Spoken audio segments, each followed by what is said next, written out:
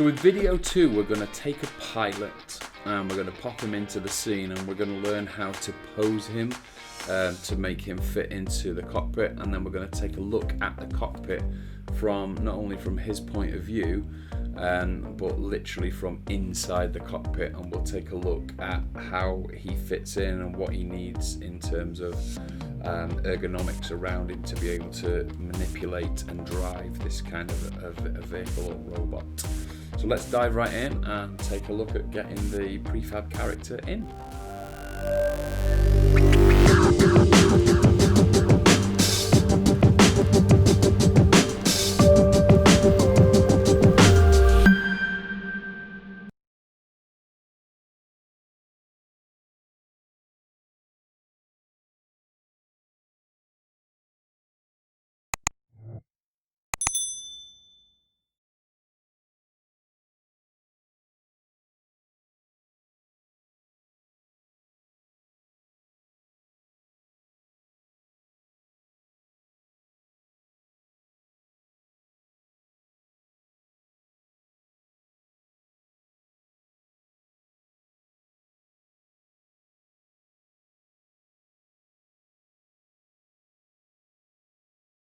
Of the video. If you like this kind of content, please consider giving it a thumbs up. It does help us to make sure.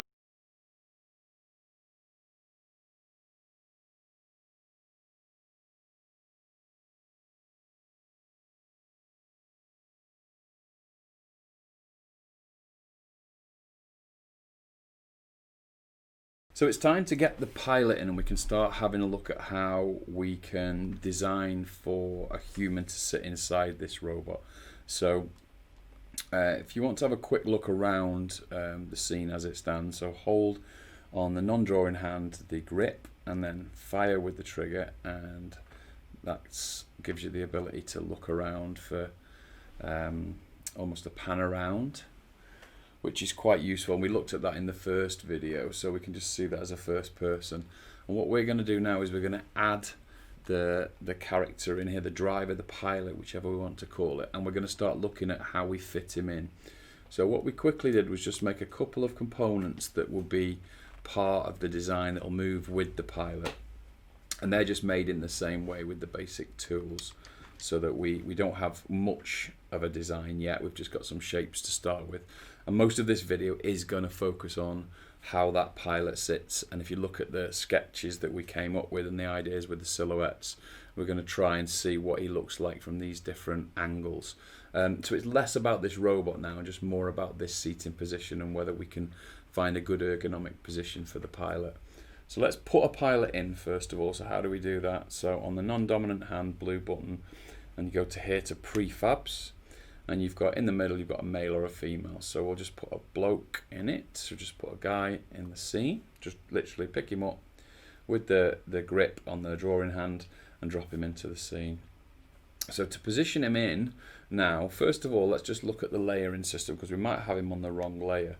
And if you look, you can just check quickly like this. Now, if you look at the transparency, as I'm wiggling along, you can see that the pilot is on the same layer as these components. Now for this instance, that's fine. You may want it on a separate layer later, and you can drag him along and put him on a separate layer just by literally dragging him to the layer you want. But for now, that's fine, I think. And then we'll also make him another color so we can really see. We'll just make him white for now, so he matches the silhouette that we're working to. So how do we pose, and how do we put the pilot in? So to make him editable, we can scale him up to roughly what we think. Let's just take a look at his point of view. So we're going to go in, we're just looking at where we're going to look. So I'm now inside, and his feet are about the right level there. So I'll make him a tiny bit taller, and then we'll press the blue button. Let's just get rid of the layers first of all. So press the blue button on the having hold of him. The blue button gives you these points. So you've now got live points for the model, which means that we can, if we just take the one on the hips and just rotate around with our grip held on the drawing hand, and then just swivel the hand around. You'll see that you can just position it as you want. I'm going to make him a tiny bit bigger, so I'm going to come out of that mode with the blue button again, and then back into that mode. And then straight away we can see he's roughly in the right place. I'm going to just grab the leg points, and I'm going to, let's have a look at these references first. So we'll have a think about this one, obviously, where he's just sat quite relaxed. Let's just get his leg back to a normal position, and we'll bring his leg forward, like so.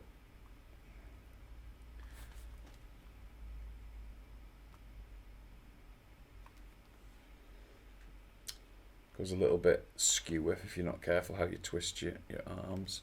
And then we'll bring his body back a bit, his head forward.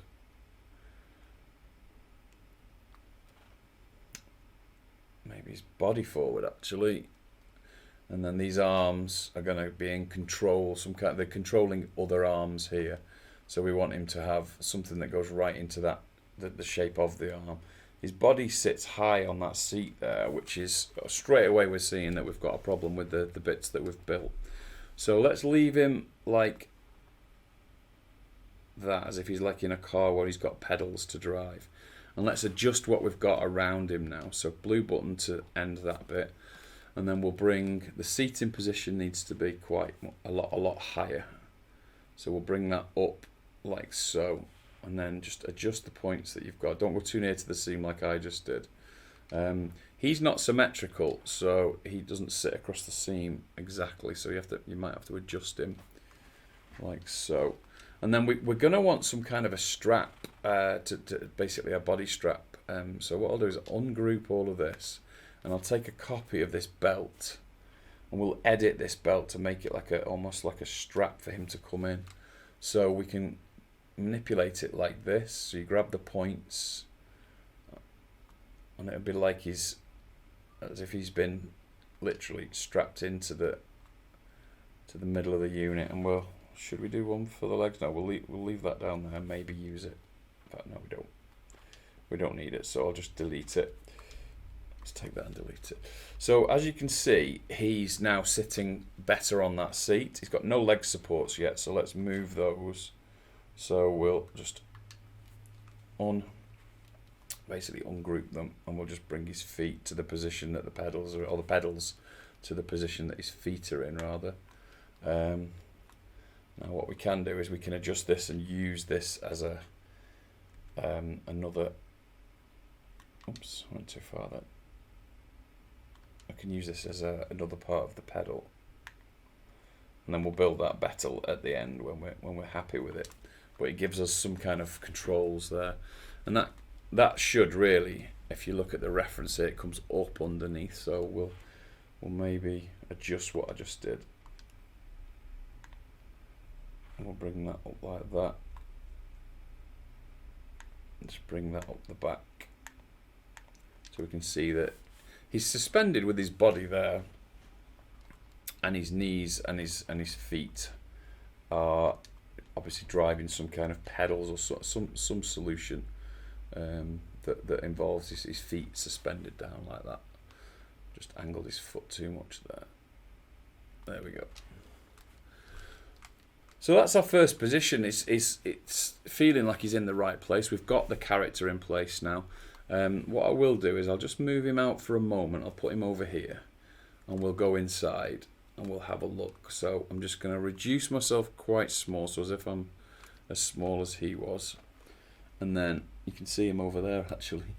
And you can see now, if I just come down like this, this is the body cavity. This is where I would sit, so I might need controls here. So his arms are out at the side, so there'll be some mechanism here, and maybe some heads-up display, which would be basically right in front of his eyes. So we'll build something around this section here. So what we'll do a quick draft of that from sitting in here, which is where it gets quite fun, because I'll only use just the stroke tool.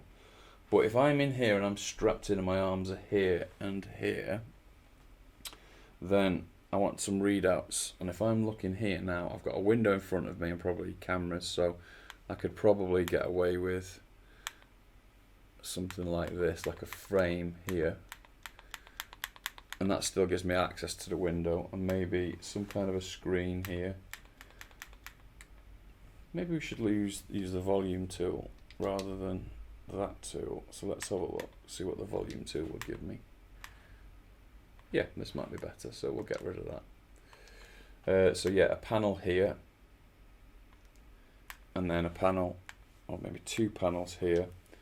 And we can probably afford another panel there. And I know we've drawn this frame, but we'll do another one like this. Central panel, and a panel like that. As my arms are out to the side, I'm not going to be able to do much with them.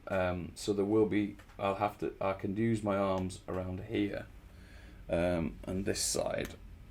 So there will be something around there. So there would probably be, within the arm unit here, there would probably be a panel there that I would control with my hands on the top, or maybe even a joystick at that point.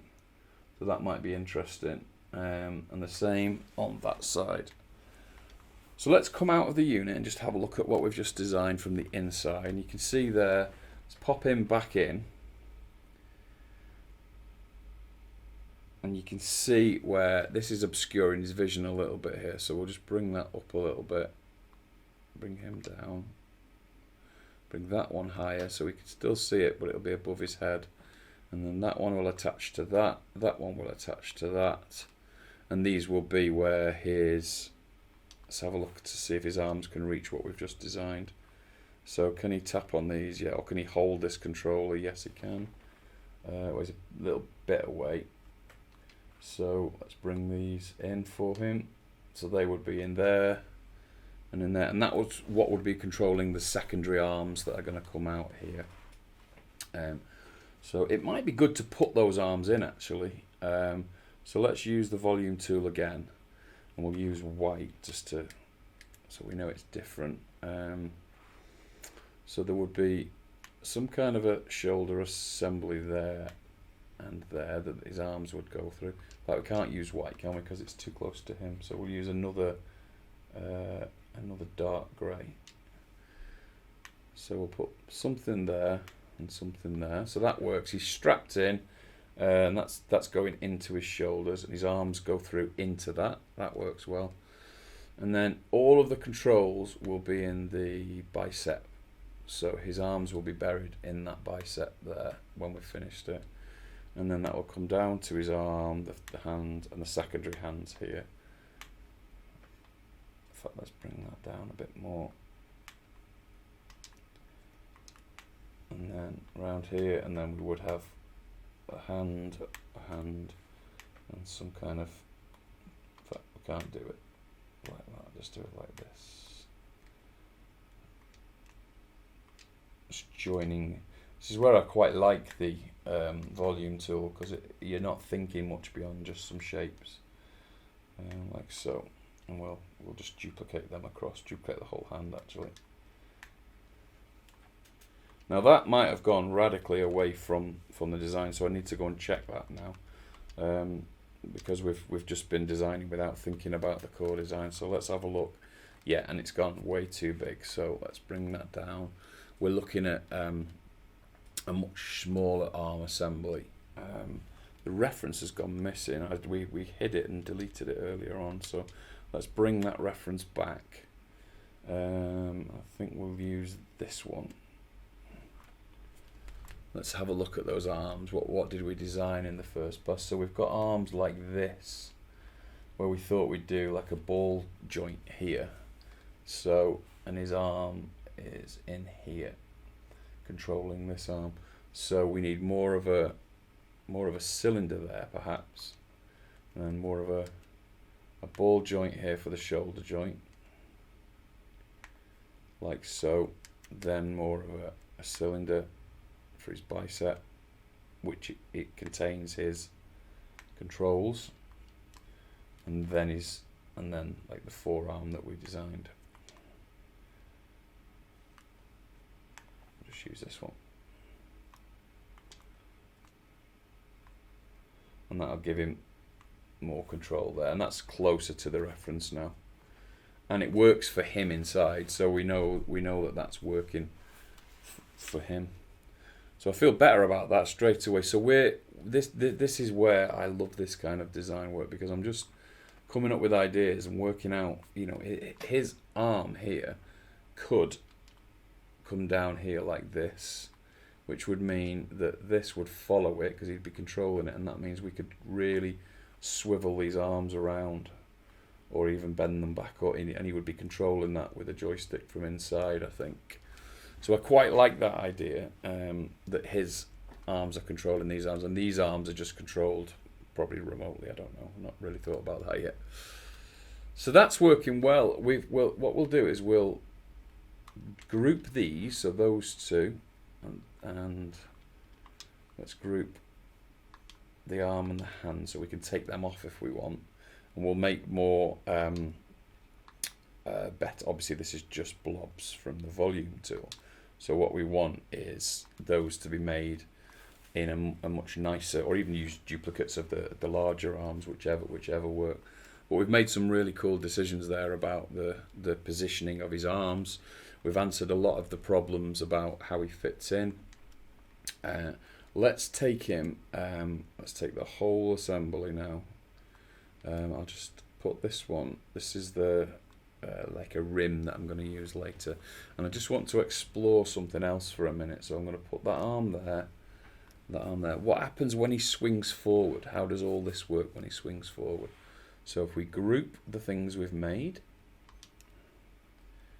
so I'm just literally selecting through and adding them to a group, and we'll just see what that means. In fact, we don't need to, because we're going to group that to there. That. We can delete that now because we know what that was for, just to align the arms.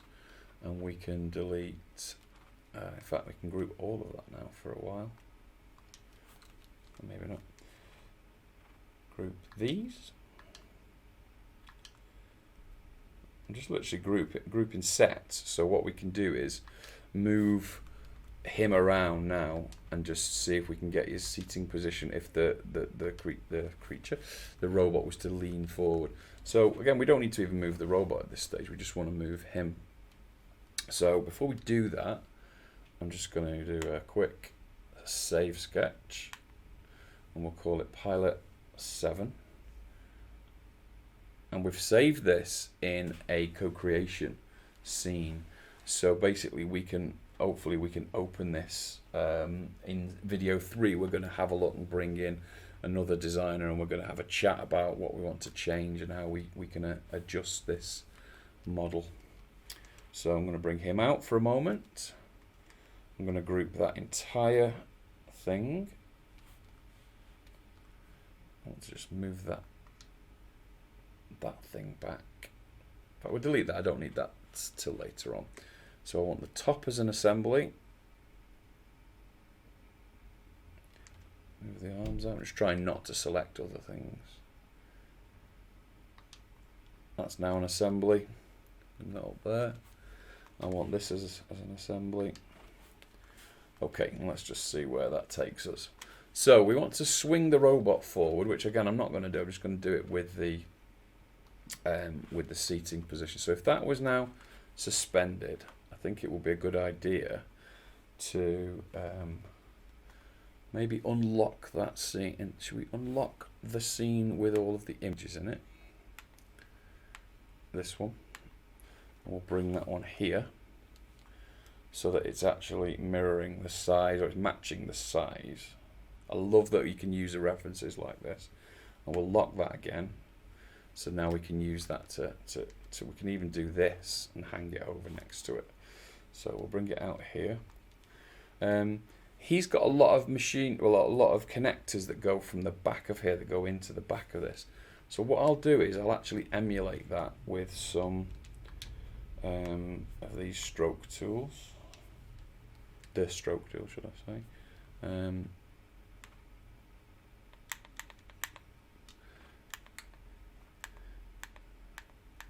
And that would mean that we can then basically it would allow us to work out when he goes back in that position how that would all fit back inside. So I'm just going to use the volume tool to make a little bit more complexity around the back, so that would all fit in there like so. And we'll group all of that. Okay, and now we've got our heads-up display, we've got our pilot, and we've got the bottom bit. In fact, that ungrouped, didn't it? So we'll just group that again and bring that out. So how's he going to suspend like so? So let's bring the pilot in, put him back in his seat, make him editable. Missed him then. Make him editable. Let's bring him over. Okay. And let's get underneath him now and have a look at how this works. So his head would be back, which would means this display would now be, he'd be looking directly in this display. Is it time for us to go in and have a look? No, let's get him right first. The arms, similar sort of position really, but would be kind of brought forward and hung down. So they would be like that. So that all works. Quite happy with that. So we'll put them down here for a moment. They're not going to affect us. Back to him. His legs would now be bent forward like this, which makes a very different scenario. So he's much more like a bike, as if he's riding a bike, rather than how he was, which was driving a car really in the way that he was seated. That all looks fine. This isn't working now. Look, this cavity here, this bit that was his seat is now becoming a hindrance. So for this bit, what we might have to do is take that bit and just adjust it back. So we might take all of those points back a little bit and maybe even raise it up like that to give him a clear line of sight. And we can probably, in that case, bring these up. The heads-up displays that we've made and put them up there out of the way as well. So that's definitely giving him a clearer view. Keep his panels at the side because he can read those.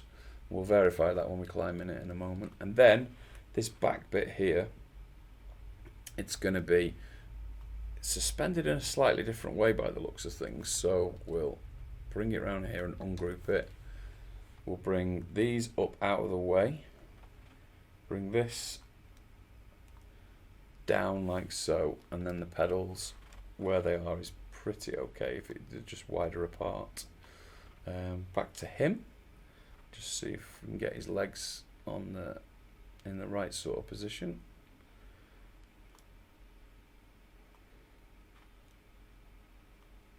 It's a little bit tricky when you're just trying to manipulate him like so.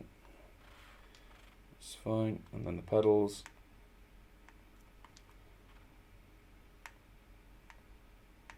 They're all working well.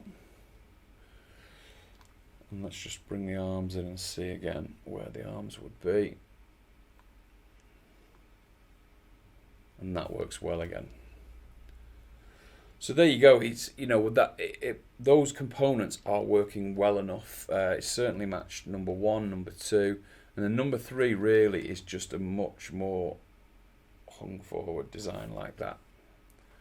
And I'm quite confident that apart from the fact his neck would be bent quite a lot there, it's not a million miles off. So I'll bring it back to that position. And let's just see what would happen if we put that assembly back in. So even that isn't a million miles off. So that would mean all of that machinery that goes in the back looks good there.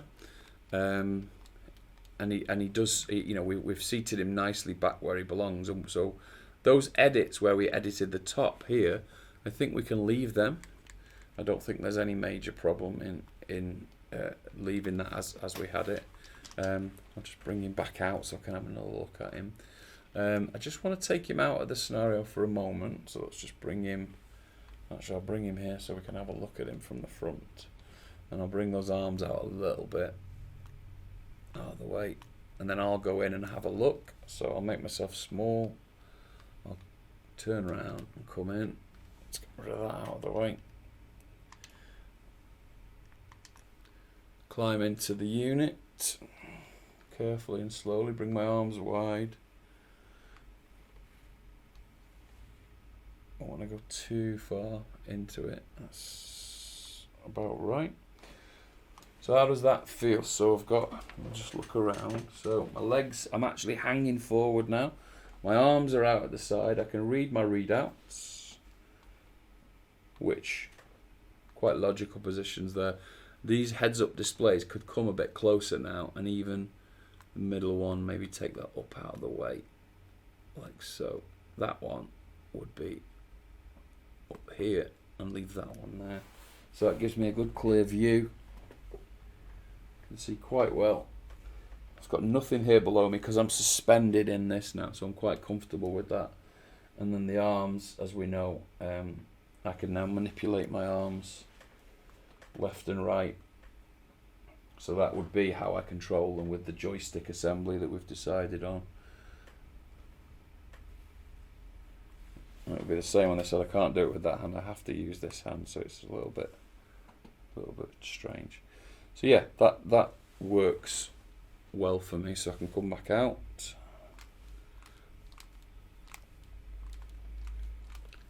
So that's proved the point, really, that it proved to me that I'm not a million miles off with the design.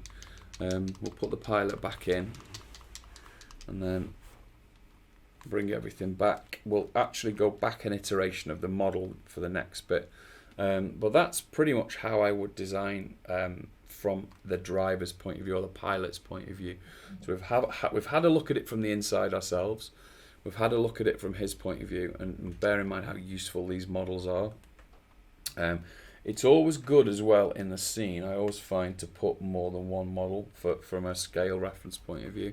So we put a female in and put her in as ground crew.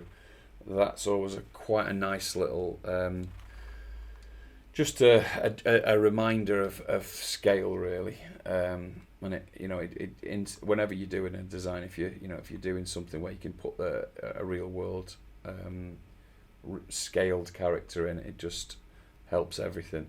So we've got somebody looking up at the pilot.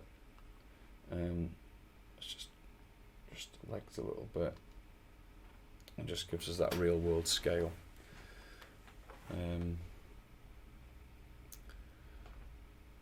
then we can have, what we can do now is we'll do a little bit more of, we'll fix this design work now, as in all we've done so far is the rough. So we've just roughed out how we want it. So I'll go ahead now and I'll build that in a more mechanical way, like we've done with the previous bits, and then we'll show a little bit of that process in time lapse, and then we will we'll then move on to the co-creation part, which is where we bring someone else in and we'll look at the design in a different way.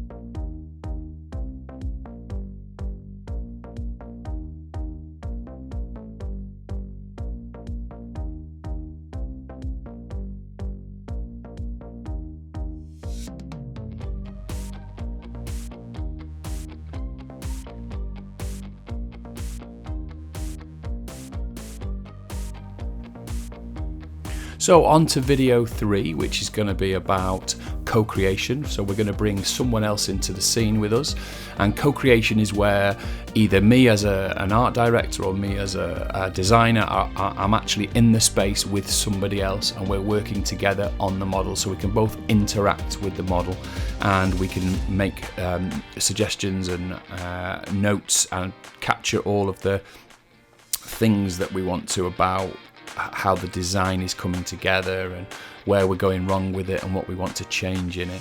So if you're liking what we do, just give the video a thumbs up, subscribe to the channel and hit the notification bell, and we can let you know when video 3 drops, which is usually on a Wednesday.